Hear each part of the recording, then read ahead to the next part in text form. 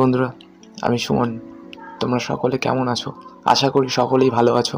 প্রতিদিনের মতো আজকেও ড্রয়িং প্র্যাকটিস করতে বসেছিলাম। তো হঠাৎ মনে হলো যে কিছু একটা নতুন কিছু করি। তো কখনো ভাবিনি যে আমার এই মুহূর্তগুলো তোমাদের সাথে শেয়ার করব বা করতে পারবো, কারণ আমি তো ভালো বক্তা নই।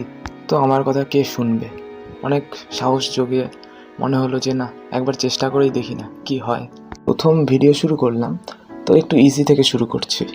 এটা জল রং আর একটি পেন থেকে শুরু হলো একটা ঘরের দৃশ্য।